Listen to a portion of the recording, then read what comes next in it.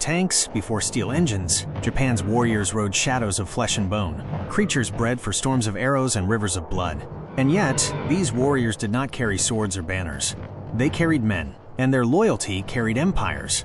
This is the story of the samurai warhorse, the forgotten soldier of Japan's rise. In every culture, warriors are remembered. Their swords, their battles, their victories etched into stone and song. But in Japan, hidden beneath the legends of the katana and the whispers of Bushido, lies a creature as vital to victory as any general, the Kiso horse. Sturdy, broad-backed, and relentless, these beasts were the companions of samurai for nearly 1,000 years. Without them, there is no charge, no thunder, no empire. Without them, the samurai would have stood on foot, archers lost among endless fields. They were not just tools, they were comrades, living, breathing warriors of the saddle. And like their masters, they too followed a code. The mountain horse. To understand the samurai's war horses, we must return to a time before Japan was one nation. The 7th century, Japan was not yet ruled by shoguns, but torn between clans. In the valleys of Kiso, nestled in the mountains of Nagano, a breed of horse was born. Unlike the tall European destriers or Arab stallions, the Kiso horse was small, barely 13 hands high. But what it lacked in size, it made up for in endurance. It could climb mountain passes where foreign horses would collapse. It could survive on meager grass, through snow and storm.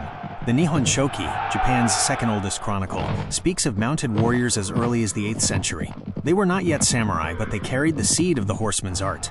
When the samurai caste rose in the 10th century, the horse was there with them, bound by leather reins and blood. The first teacher. Imagine you are a young samurai, the son of a provincial lord. Your sword is not your first teacher. Your horse is. At sunrise, you walk into the stables, where steam rises from the breath of war animals. The smell of hay mixes with sweat and leather. Your hands tremble as you grip the mane of your mount. He is not just an animal, he is a test. If he rejects you, you will never be a warrior. Training begins with yabusame, horseback archery. Picture it, the pounding hooves beneath you, the world shaking as you draw your bow. The horse's rhythm becomes your heartbeat. You release. An arrow screams into the target as the crowd roars. Your life is bound to this creature. You must learn not only to master him, but to merge with him. By the 12th century, horses were armored too. Leather and lacquer plates covered their necks and flanks, turning them into living tanks. But no matter the armor, the heart of the horse was its true weapon, loyalty in the face of chaos. The thunder and the gunpowder. On the battlefield, the warhorse was thunder.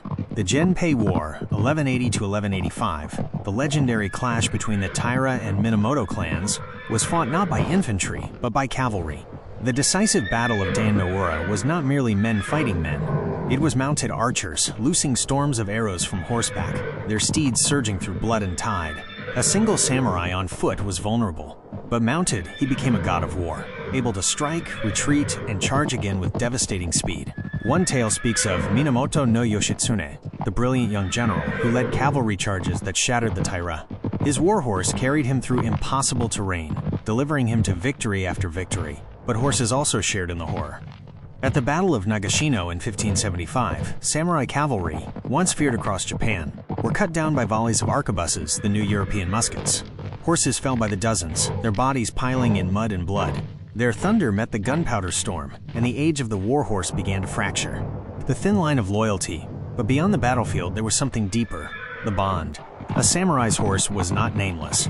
It was given titles, honor, even burial rites. The Heineki Monogatari, the epic tale of the Genpei War, tells us of warriors who wept not for comrades but for their fallen steeds. One passage recounts a samurai refusing to abandon his dying horse. Instead, he cradled its head, whispering prayers as arrows rained around them. The horse was not property. It was family. And yet, loyalty could cut both ways. Horses were sacrificed in Shinto rituals, offered to the gods for victory.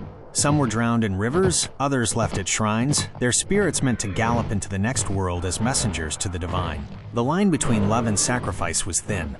The ghost of the mountain. By the 17th century, the thunder of cavalry began to fade.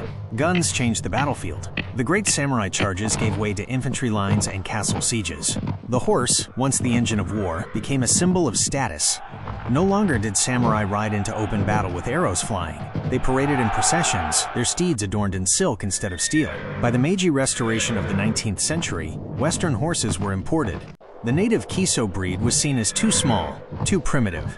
Crossbreeding nearly erased them from history. What was once the soul of the samurai became a curiosity in forgotten mountain villages. And yet, they are not gone. Today, fewer than 200 pure Kiso horses remain, protected as living cultural treasures.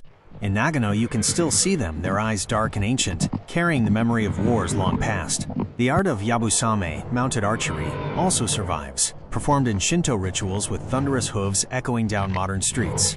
In every arrow loosed, and every horse galloping past chanting priests, the spirit of the samurai warhorse lives on. Their story reminds us that war is not only written in human blood, but in the sweat, loyalty, and sacrifice of animals who never chose the battle, but bore it all the same. What does loyalty mean? When even a beast gives everything for a cause it cannot understand. Before tanks, there were shadows with hooves. Before engines, there was thunder in the mountains of Japan. The samurai may be remembered as the soul of the nation, but their true heartbeat was carried on the back of a horse. If this forgotten warrior of Japan's past moved you, leave a like and subscribe. And as always, may history never be forgotten.